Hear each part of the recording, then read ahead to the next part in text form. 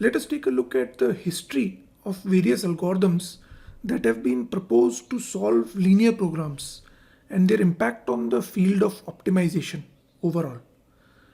The simplex algorithm was invented by George Danzig in 1947 and stayed the dominant algorithm for solving LPs for a long time.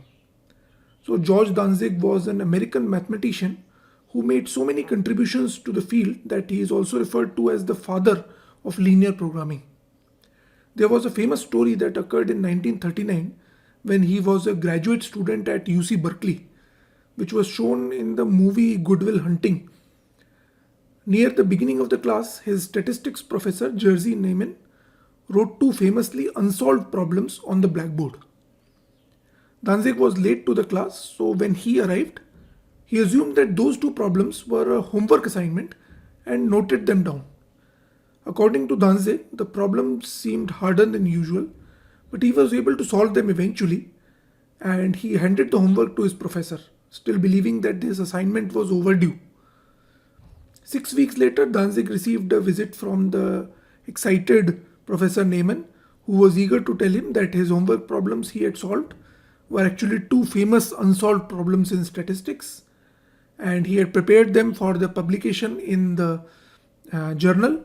So Danzig said this in an interview later. A year later, when I began to worry about thesis topic, Neyman just shrugged and told me to wrap the two problems in a binder and he would accept them as my thesis. So this story is so famous that it is told in a different ways, almost like an urban legend, but it actually did happen.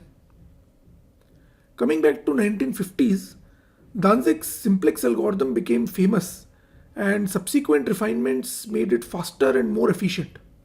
In fact, it was so dominant that although there were non-simplex approaches proposed to solve linear programs from 1950s to 60s to 70s, they all took their motivation from the simplex and they were still not able to beat it.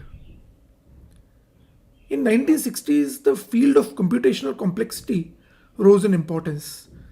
So where mathematicians were trying to question the worst case complexity of various algorithms. Now simplex algorithm was a good practical algorithm, but its worst case complexity was exponential in the problem size. In other words, it was possible to construct an LP where the simplex algorithm would take a long time. So thus began the search for a polynomial time algorithm for solving LPs.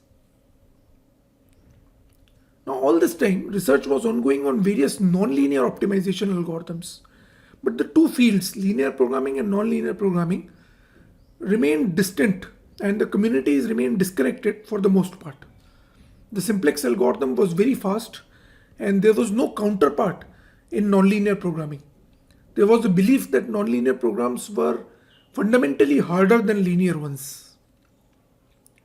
Then a breakthrough came in 1979 when the Soviet mathematician Leonid Khanchian proposed the ellipsoid method, which is a successor of algorithms proposed for nonlinear cases but was applied to solve LPs in polynomial time. Despite its favorable complexity, however, the practical performance of ellipsoid method was very poor and much slower than the simplex method. So it was a breakthrough, but the search for better algorithms continued. But there was now hope that maybe non-linear approaches can possibly solve LPs faster than simplex. So the revolution started in 1984 when Narendra Karmakar, who was a mathematician at the Bell Labs at that time, proposed the interior point method for solving LPs. It was a polynomial time algorithm and had solution times which were much faster, 50 times faster than the simplex method, consistently. While variants of the interior point method were known in the nonlinear programming community, this was the first time it was applied to linear programming.